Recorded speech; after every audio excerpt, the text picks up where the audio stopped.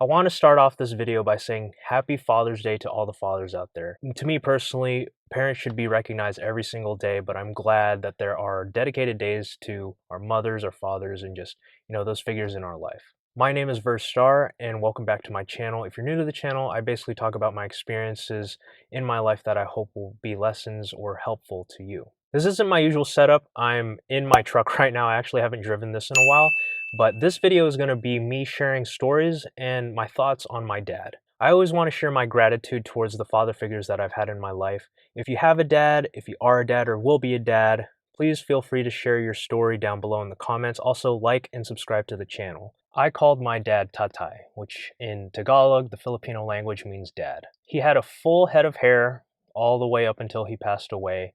He used to dye it also too, until there was a time, I think back in high school, I used to cut his hair. I give him a buzz cut similar to what I have now.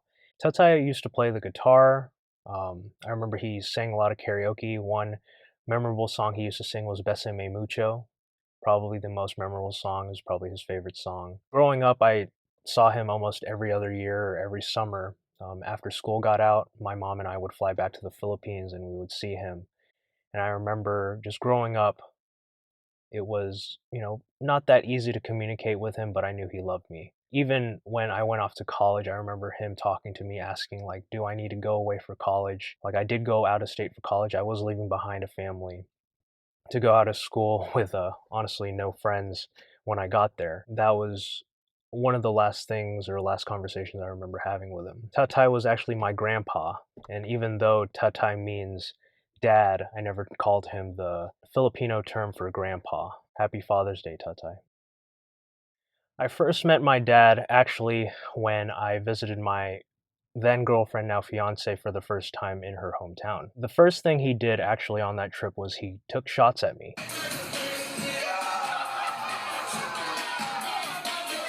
Not the type of shots you'd be thinking about, but these kind of shots. And also check this out. And these welts that he gave me. We also go laser tagging together. I remember going to a trampoline park with him, and he'd be trying to do his own thing, but then we'd be waiting in line for the laser tag, and we'd tag team. Sometimes we'd go against each other. Sometimes we even go one-on-one. I love seeing this guy from time to time whenever we visit him in Reno or in Vegas when we meet with my fiance's part of the family. We also go to the buffet and literally just get everything that we can fit on our plate. My favorite part is whenever we get crab legs. If anyone is young at heart, it would be this guy. He is this father figure to me. He welcomed me into his family. So I just have to thank you and say Happy Father's Day, Mr. Yi. I didn't know my dad. I was growing up thinking that this man didn't even exist. But as I grew older, obviously something didn't add up. I'm Filipino, but I grew up thinking that I was actually half Caucasian. It wasn't until about 14 or 15 years old that I realized that I wasn't half Filipino, but full Filipino. I remember when I was a kid, I actually saw an album when I was a baby, just, coming home from the hospital, and I asked my parents, "Where's dad?" And I recall my mom saying when I was younger that he was the one taking the picture. After all these years, I actually ended up meeting my dad. It was interesting meeting him because we didn't really have much in common, but we did have similar body structure. Like, he's not tall, he's kind of average height like me.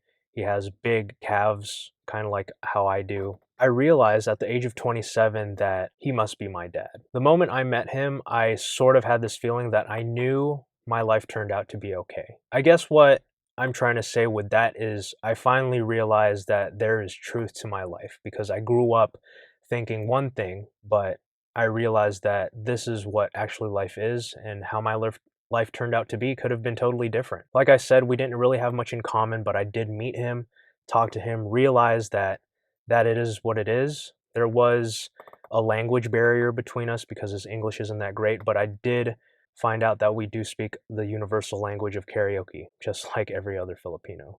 So with that, happy Father's Day, Ernie. Even though I don't see my dad every day, I do talk to him from time to time. I see him in my dreams. I sometimes go up and visit him. But despite all that, I know he's with me wherever I go. I only really knew love from my dad. being so young when he left us, I didn't really get it at the time, but as I grew older and older and realized that he wasn't there, it got a little bit harder. I'm always curious about how life would be if he was still here. Like I would want to ask him like what was his experiences like? What was his life like? He was in the military and I'd be curious to know what happened there and also what he would think about me, how I turned out. I lost my dad when I was 12, and that was honestly like a really rocky time in my life growing up. I remember not even maybe a week or two after that, I broke my first bone in a skateboarding accident. But I know that even though he left early in my life, he already lived a fairly long life of his own, and I was honestly a little part of it. In the short amount of time that he did, raise me, he taught me things like how to screw in a light bulb, like the difference between turning right, righty tighty, and unscrewing a light bulb, lefty loosey. I remember he would take my mom and I on these really cool trips across the country to either California or Michigan or anywhere in between to visit his brothers and their families.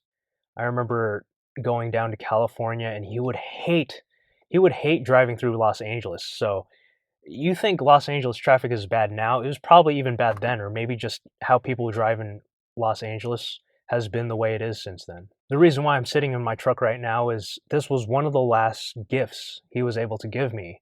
And I wasn't even, at the legal age to drive yet, but as far as I can remember, he didn't mind driving. So I think that's why we took so many trips. I think it was super cool when we did that because I would see anything from between Washington down to California along the coast. I remember seeing Mount Rushmore or going to the Mall of America in Minnesota. Knowing that he didn't mind driving, I think that's why me myself actually find enjoyment in driving. It's calming, it's therapeutic. I remember he would encourage me with my kid activities like skateboarding. I remember when I was in second grade, I really liked soccer, but then this really cool video game came out called Tony Hawk's Pro Skater, and I remember I asked him to get me that instead of a soccer goal. He even went to the length of building me a backyard train set, and it's not like one of those small ones that you control with remote control. It was literally one of those little ones that you can ride. It's because when I was a little kid, I had this weird obsession with trains. Like I was born in New York, so then me and my mom would visit New York sometimes, and I really enjoyed riding the subway. Like I remember when there was the G train, and if you're familiar with the New York subway system, I don't think they have a G train anymore, but that would cut through Brooklyn, and I would always get upset when we wouldn't ride that train to downtown Manhattan. Little did I know it didn't even go there. In the end, I know he loved me as one of his own, and I will love him as my dad. So happy Father's Day, Dad.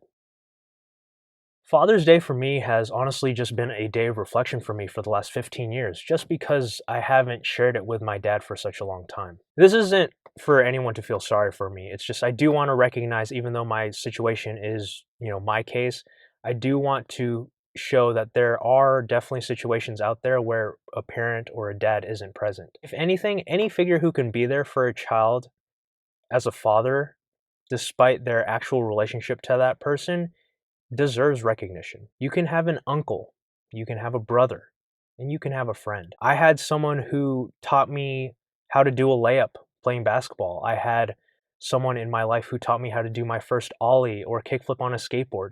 I've also had one who taught me the value of myself and forgiving myself for the mistakes that I've made in the past. I also grew up looking at other people and their dads. I was raised by a single mother after my dad passed, in addition to a whole community of people that helped her and myself along the way. So thank you, Ma, for raising me. I miss Dad so much. One day, I hope I could be a good dad for, my kids in the future too. Happy Father's Day.